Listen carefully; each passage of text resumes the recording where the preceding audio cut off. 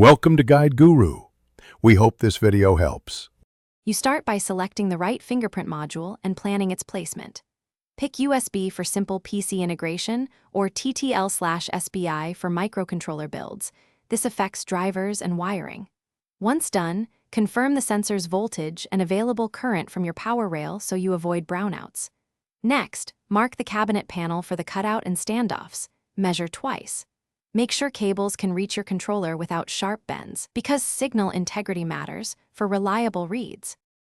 Now mount the sensor firmly into the cutout, using a bezel or screws and a foam gasket to keep dust out. Once mounted, route the cable to your controller or PC, bundling it away from high-voltage lines to reduce interference.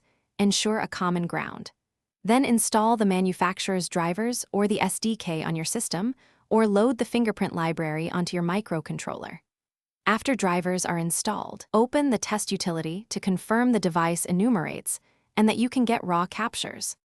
Finish by integrating fingerprint events into your arcade software. Decide whether a match grants credits, unlocks features, or tracks scores, and set sensible retry and timeout policies so you don't disrupt gameplay. Enroll each user with 3 to 5 impressions taken at different angles and pressures to improve match rates. Once integrated, test many users and sessions. Make sure the sensor and cable are mechanically secured inside the cabinet. Troubleshooting tip: if matches fail, recheck ground continuity and reinstall.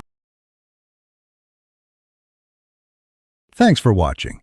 Consider subscribing if we helped you today.